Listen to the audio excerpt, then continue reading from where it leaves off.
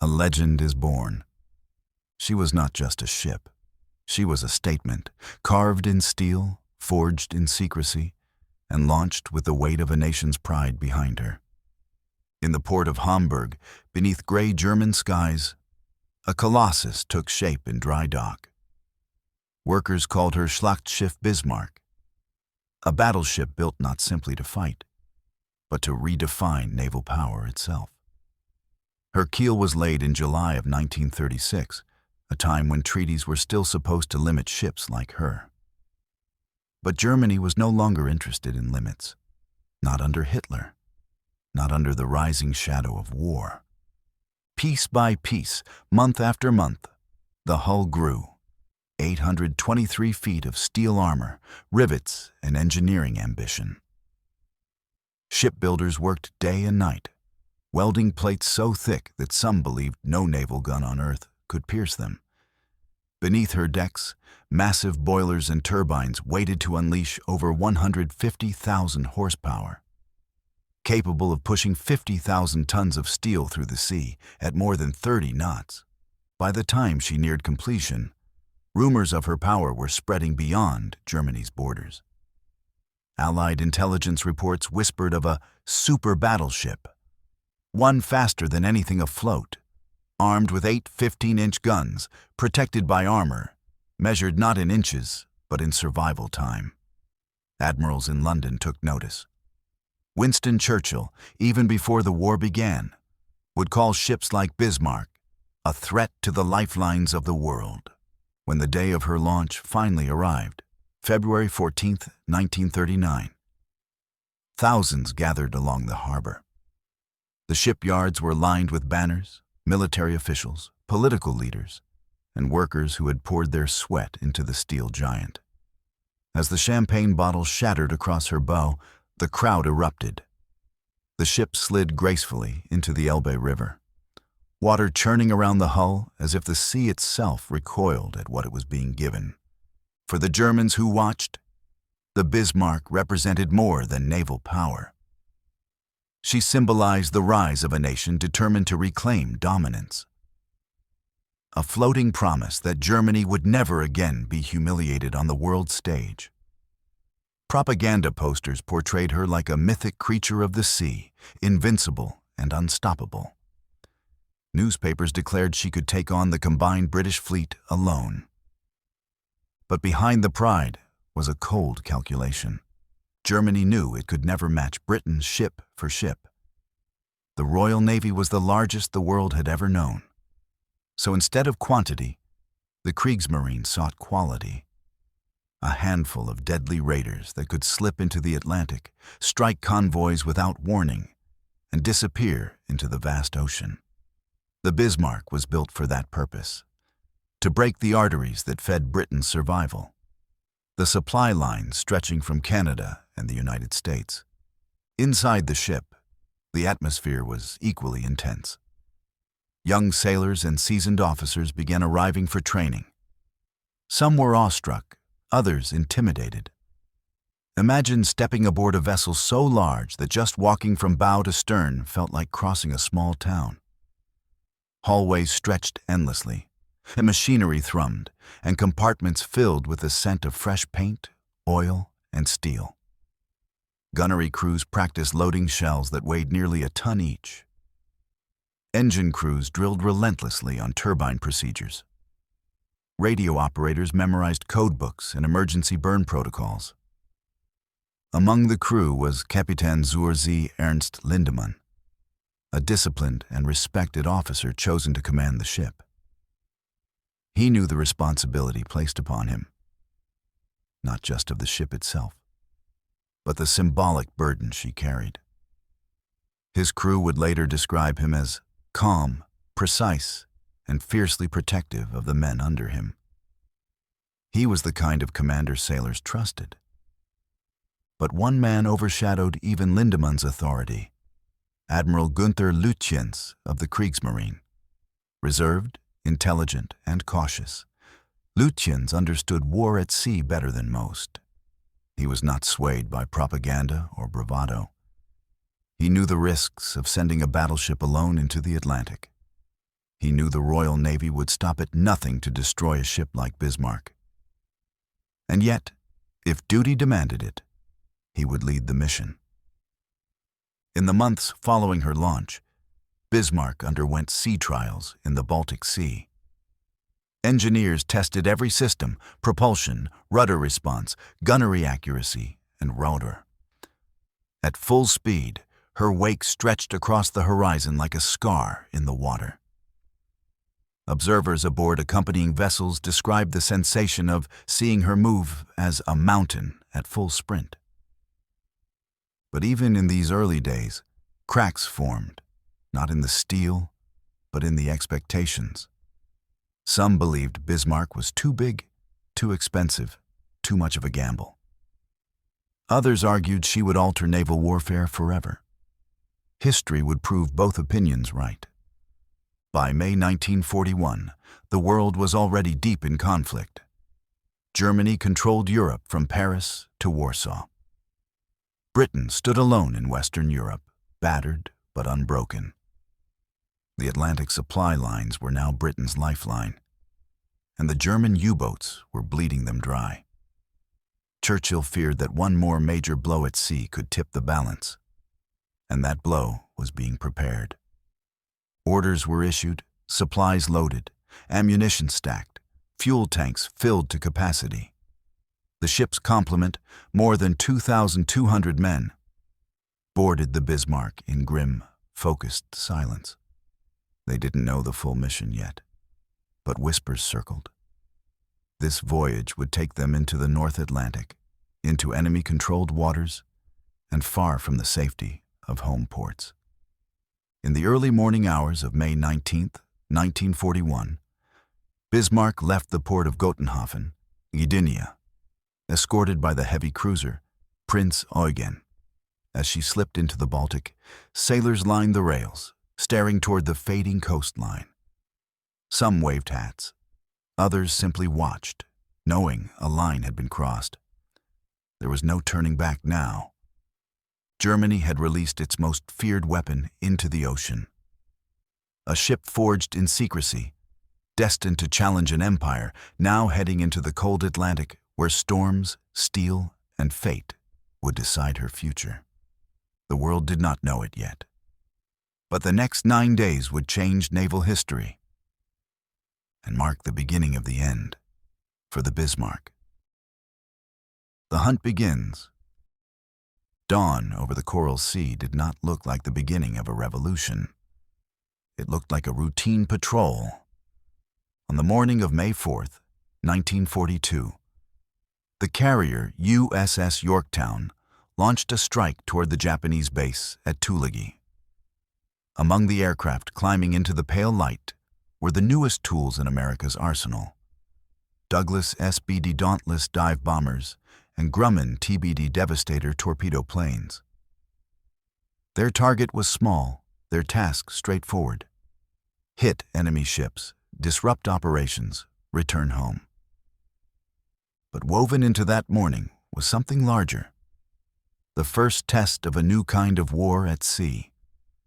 For the first time, two nations with massive carrier fleets were maneuvering in open ocean, searching for each other with aircraft, not battleships.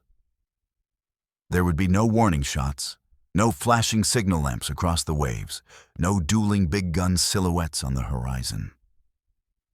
Whoever found the enemy first would choose how the battle began and how it ended.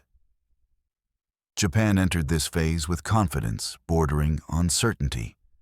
For months, the A6M0 had been the terror of the Pacific.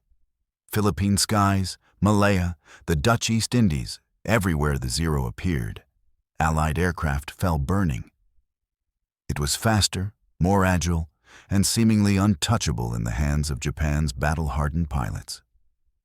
Many Americans believed that if a Zero saw you first, you were already dead. So when Lieutenant Commander James "Jimmy" Brett's scouts reported Japanese troop transports at Tulagi, the carrier strike group braced for Zero resistance. The raid began smoothly. SBDS peeled into steep dives, bombs bit into decks, Japanese ships burst into fire. But the lack of air cover puzzled the Americans. Where were the Zeros? The answer arrived the following day, in force. The first carrier hunt.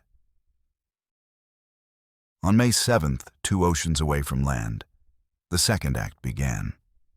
And this time, the hunting went both ways. Japan had launched the Shoho, Zuikaku, and Shokaku into the Coral Sea with a bold plan. Draw the Americans north, seize Port Moresby, and sever the lifeline to Australia. The Imperial Navy was confident. Their pilots had trained for years in coordinated carrier strikes, rehearsing attacks until they were instinct. The United States, in truth, was still learning.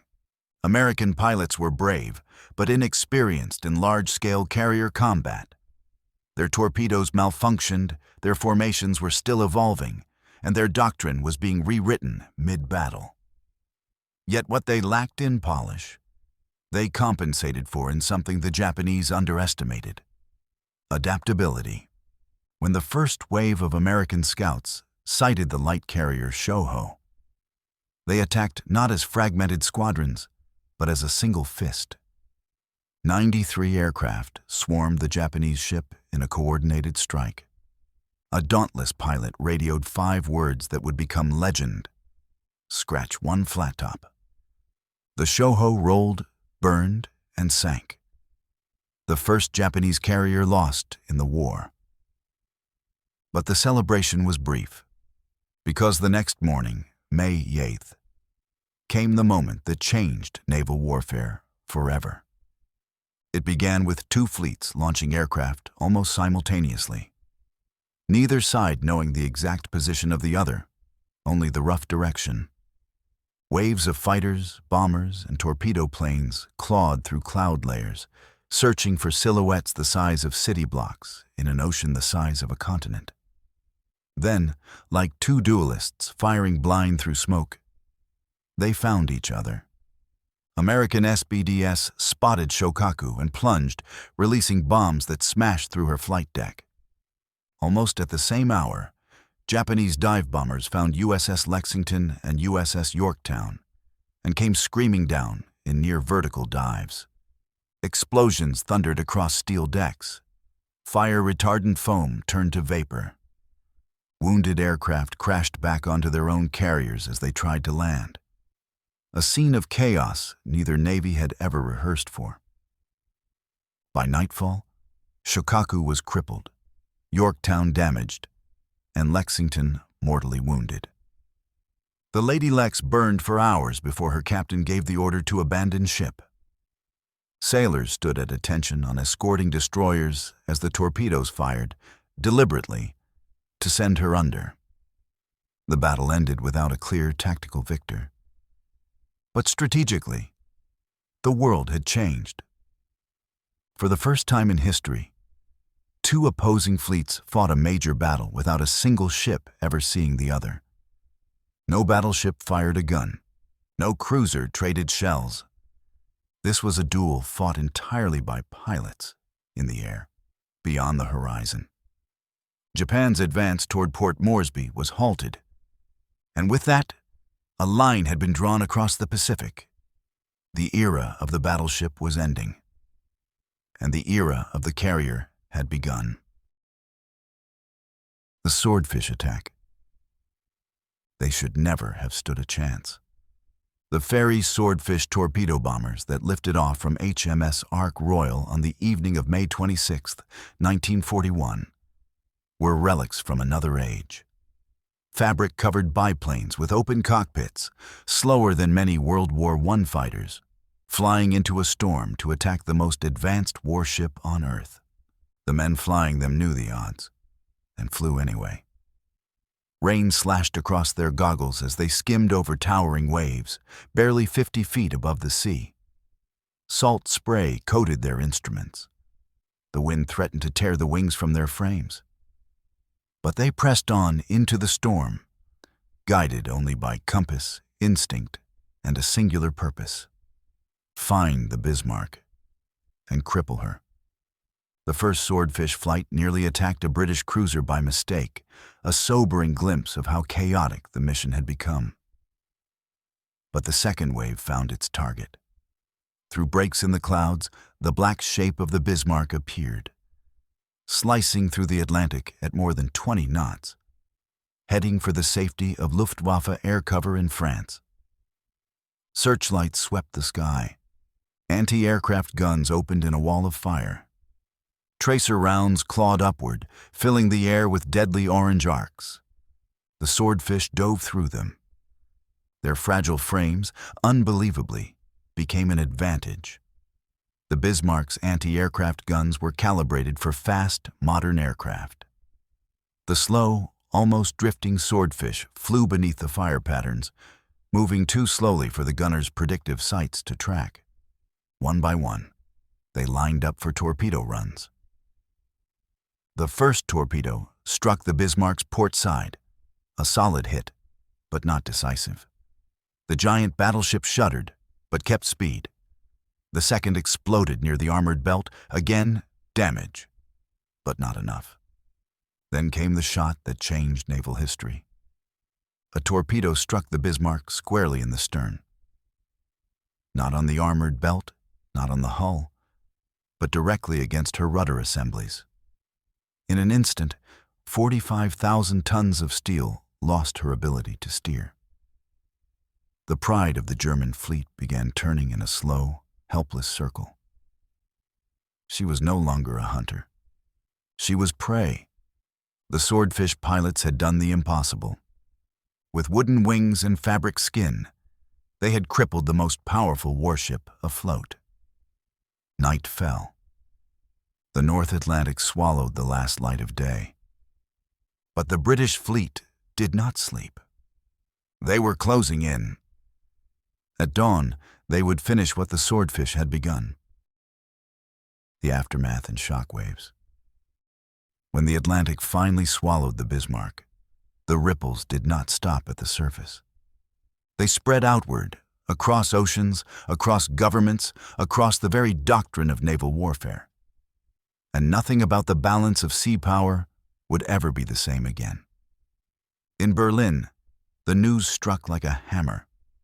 Joseph Goebbels received the first reports, and for a brief moment, Nazi leadership refused to believe them.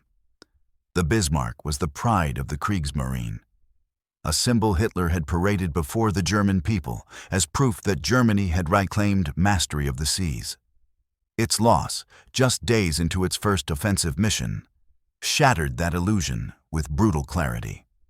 Grand Admiral Erich Raeder, already under pressure from Hitler for the Navy's lack of results, now faced the impossible task of justifying how one of the most advanced, heavily armored warships in the world had been hunted, cornered, and destroyed by a Navy Germany believed it could intimidate into submission. Hitler's fury was immediate and unrestrained. He raged that capital ships were now useless tombs for crews and forbade the Kriegsmarine from risking another major surface unit without his direct approval. With a single order, the pride of Germany's surface fleet, ships like Tirpitz, Scharnhorst, and Gneisenau, were effectively chained to their ports for most of the remaining war. Germany had not just lost a ship. They had lost the will to use the fleet they had left. In London, the reaction was very different, but no less profound. When news of Bismarck's sinking reached the British public, there was relief, but little celebration. Too many had watched film reels of HMS Hood, the Royal Navy's mighty Hood, exploding into a pillar of flame and smoke. Too many had family members aboard her. The victory felt like justice, not triumph. Inside the Admiralty, however, a quiet revolution began. For decades, naval supremacy had rested on the battleship. Big guns, thick armor, long range. But two facts about the Bismarck's destruction were undeniable. It was found by the air. It was crippled by the air. A handful of slow, fabric-covered swordfish biplanes, flying in rain and darkness, had done what cruisers and battleships could not. delivered the decisive blow. It was no longer theory, no longer speculation by visionaries dismissed as flying boat dreamers. The age of the battleship had not just been challenged, it had been mortally wounded. British naval planners began urgently reviewing the role of carriers. The United States Navy, already experimenting with carrier groups, paid even closer attention. In Tokyo, admirals of the Imperial Japanese Navy, already building massive carriers like Akagi, Kaga, and the soon-to-be famous Shokaku class, saw confirmation of their own doctrine. Control the skies, and you control the sea. The sinking of the Bismarck became a case study in every future naval academy on Earth. Strategy instructors dissected it step by step. The intelligence failures, the pursuit tactics, the role of radar, the coordination between ships and aircraft, and the importance of crippling, not sinking, an enemy warship. But the shock waves extended beyond strategy rooms. For sailors across the world, the Bismarck's last stand became a symbol, both of courage and of changing times. Veterans on both sides would later admit something remarkable. They felt sorrow, even respect, for the men who went down with her. Survivors of HMS Rodney and King George V described standing on deck after the shooting stopped, unable to speak, watching the burning German battleship drift and sink. They knew the men aboard her were fighting not out of blind loyalty to Hitler, but out of duty to their crewmates and their ship. The same duty British sailors lived by. In American naval circles, the Bismarck's destruction caused another realization. A single, technologically advanced warship, no matter how powerful, could not operate alone. Battleships, if they were to survive, required screening destroyers, cruisers, air patrols, and above all, carrier support. The concept of the self-sufficient battleship died with the Bismarck.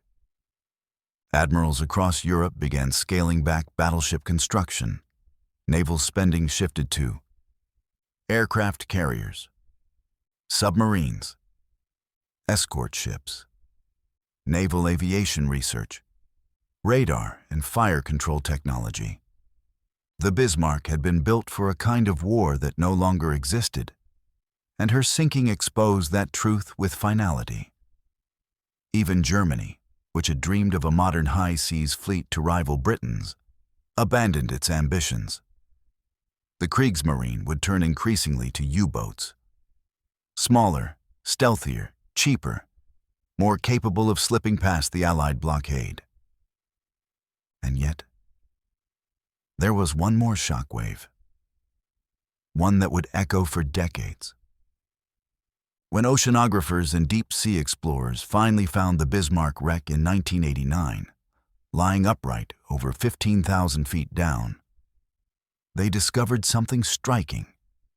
Despite the torpedoes, the shell fire, and the inferno that consumed her decks, the evidence suggested the crew had scuttled their own ship to prevent Allied capture. Even in ruin, the Bismarck had refused to give her enemies a prize. The world would remember that. In the end, the sinking of the Bismarck marked the end of the battleship era and the beginning of a new age.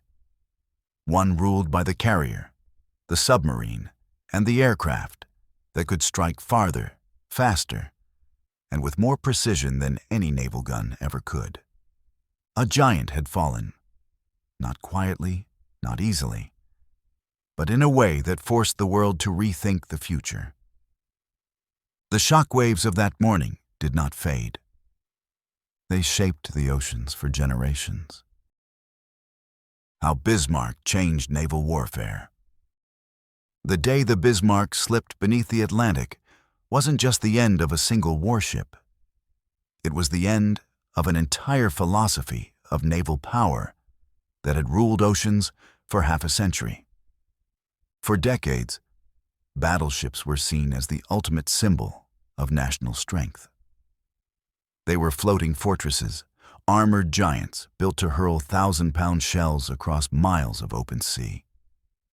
From the late 1800s through World War I, they defined strategy, prestige, and deterrence. Nations measured their greatness not by their armies, but by how many battleships flew their flag. The Royal Navy's dominance, the Kaiser's challenge in World War I, the U.S. Navy's expansion, all were built around the idea that he who owned the battleships owned the seas. But everything the world believed about sea power began to unravel with the Bismarck. Germany had built her as the answer to British naval superiority.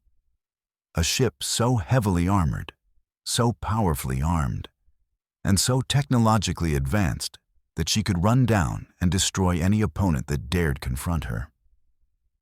But the hunt for Bismarck revealed something no strategist could ignore. Battleships were no longer invincible.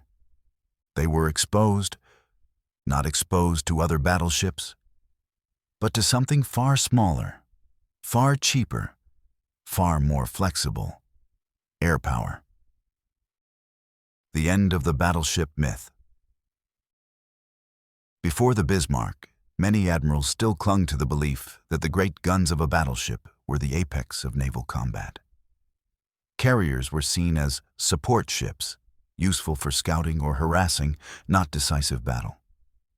Then came the swordfish, slow, fabric-covered, nearly obsolete even before the war began. And yet, a squadron of these biplanes, flying through rain, cloud, and with primitive torpedoes, delivered the single strike that sealed Bismarck's fate. They did not sink her. They didn't need to. They took away her steering. A battleship, for all its armor and guns, was now proven to be vulnerable to aircraft in a way no naval treaty or doctrine had properly anticipated. The Admiralty analyzed the battle, and the conclusion was unavoidable. A battleship that could not maneuver was not a weapon. It was a target. The ripple effect hit every navy on Earth. The U.S. accelerated carrier expansion. Japan doubled down on naval aviation. Britain restructured its fleet doctrine.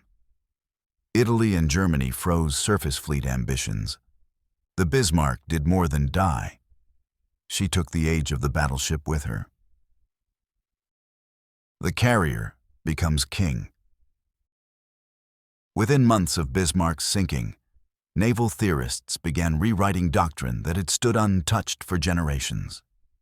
Carriers were no longer outranked by battleships. They were now the centerpiece of naval power.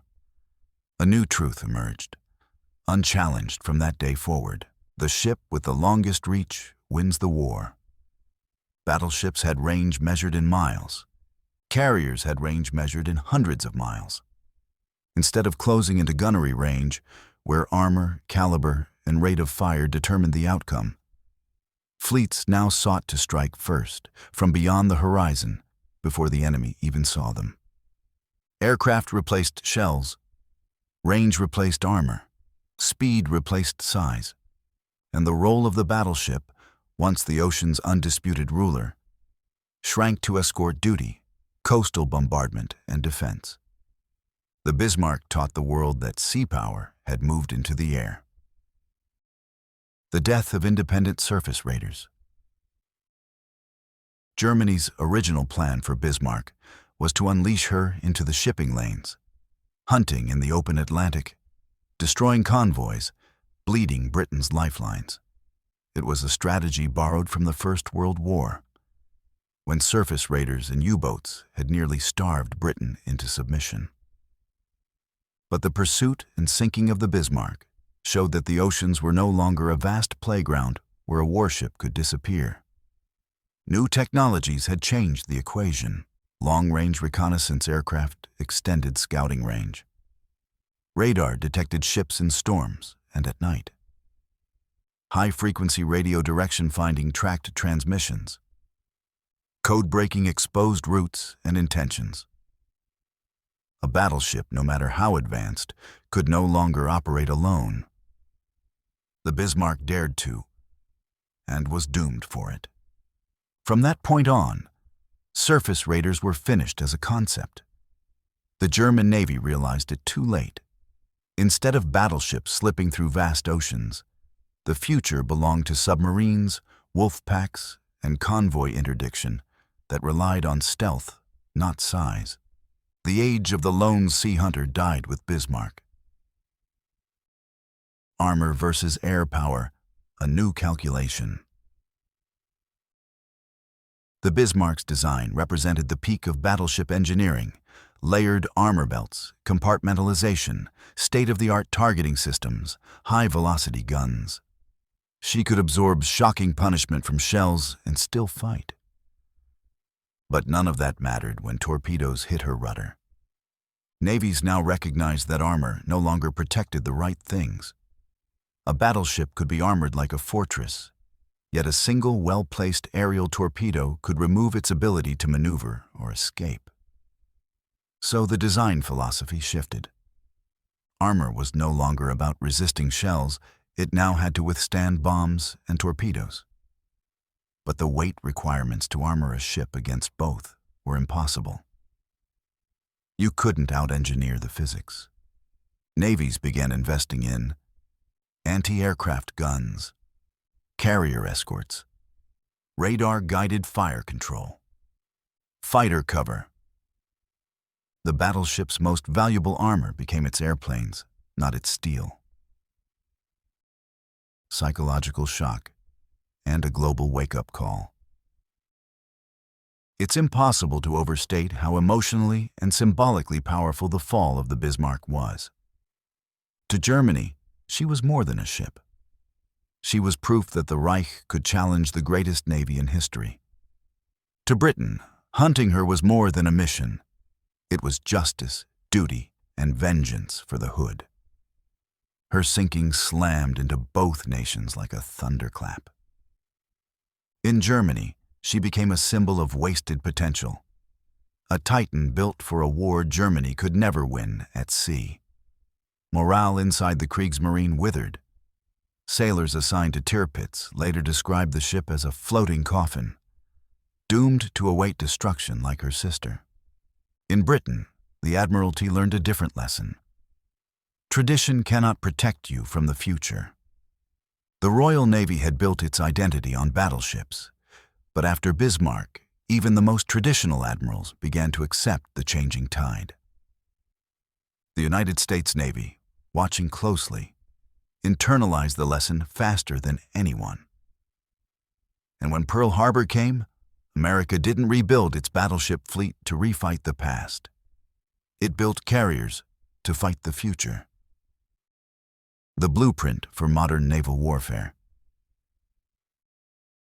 Everything the world would witness in the Pacific, Coral Sea, Midway, the Philippine Sea, Leyte Gulf, validated what the Bismarck had already taught. Carriers decide battles. Aircraft decide fleets. Speed outweighs armor. Range is the new firepower. Every major naval engagement after May 1941 was shaped by these truths. By war's end, the battleship, once the crown jewel of naval power, had become a relic, impressive in ceremony but strategically obsolete. The Bismarck's death was not a single event. It was a pivot point, a line in history that separates two eras before Bismarck and after Bismarck. Her sinking forced every nation to confront the uncomfortable reality that the old rules no longer applied. The oceans had changed, warfare had changed, and navies had to change with them, or die. The Bismarck did not fall quietly. Her downfall reshaped the world she left behind, and the shock of that transformation still echoes across the oceans today. Legacy of a giant. The Bismarck rests today under 15,000 feet of cold Atlantic water, silent, broken, and alone. But her shadow still stretches across the world's oceans. When oceanographer Robert Ballard found the wreck in 1989, the same man who found the Titanic, the world finally saw what had once been speculation, myth, and wartime propaganda. The Bismarck had gone down fighting, not as a helpless shell riddled and burning beyond recognition, but as a ship that refused to surrender even at the edge of destruction. What the cameras revealed on that first dive stunned historians. Her armor belt was intact. Her main turrets were still locked in place. Her hull showed the scars of battle, but not the total disintegration many expected. Even on the ocean floor, she looked like a predator forced down, not a relic that faded away. The imagery forced a re-evaluation of what happened on that final morning. It became clear that although torpedoes and shells crippled her, she may not have been sunk by enemy fire alone. Evidence now strongly suggests the Germans scuttled her, opening the sea valves, detonating charges, and ensuring she wouldn't be captured. Even in defeat, the Bismarck denied her enemy the trophy. A legend that refuses to die. The Bismarck has become more than a ship. She has become a legend. Books, documentaries, films, and naval training courses still study her maiden voyage, her design, her hunt, and her final stand. She embodies the clash between old and new, tradition and transformation. To naval engineers, she remains the pinnacle of armored warship construction, the last great, perfected battleship. To naval strategists, she is the case study that proves how quickly technology can turn strength into weakness. To the public, she is the ghost of the Atlantic, the ship that carried with her an aura of inevitability, destiny, and tragedy. And across Germany and Britain, she still evokes something deeper: pride, sorrow, awe, and the haunting realization that had she escaped, the war at sea might have unfolded differently. The human cost. When we tell the story of the Bismarck, it is easy to focus on steel and strategy. But beneath that steel were young men who never came home. Only 118 survived. More than 2,000 sailors who had set out on their first and only mission vanished into the Atlantic within a single morning. Some were boys barely out of school. Others were veterans of Scapa Flow, Narvik, and the early victories of the Kriegsmarine. Their voices were never heard. Their families never saw them again. Their graves lie in the cold, endless dark beneath the waves. And this, beyond doctrine, beyond strategy, beyond the shift from battleships to carriers, is the true cost that must never be forgotten. War isn't about machines, it's about the souls trapped inside them. What the Bismarck left behind. Every navy today, from the United States to China, still operates under the lessons that came from her final voyage. Satellites now track fleets across the globe. Aircraft can strike from continents away. Missiles replace torpedoes. Carriers roam as mobile airfields. But the principle is unchanged. No ship, no matter how powerful, survives alone. Modern destroyers, missile cruisers, and carriers never sail without escorts, submarines, aircraft, and intelligence networks. The Bismarck's isolation taught the world that a lone warship is not a weapon. It's a target. Her name has become shorthand in naval academies. A warning wrapped in steel. Don't build a Bismarck. Meaning, don't build a weapon for the last war. Don't rely on old doctrine to fight a new threat. Don't mistake size for power or armor for safety. The echo beneath the waves. For those who have seen the footage of her wreck, there is a moment that stays with you. The moment the camera drifts across the shattered bow of the Bismarck, lying on its side like a fallen monument. The Atlantic current moves gently across her now. as if the sea itself is whispering. She was born into a world that believed battleships ruled the waves. She died proving that world was gone. And in doing so, she ushered in the era that still governs the seas today. Her story is a reminder that even giants can be overtaken by change, that even invincible machines can be humbled, and that the ocean, vast, merciless, eternal, will always write the final chapter. The Bismarck sleeps now, but what she taught the world still stands watch on every horizon. Thank you for watching and listening. We really appreciate it. Please consider subscribing, liking, and even sharing this video.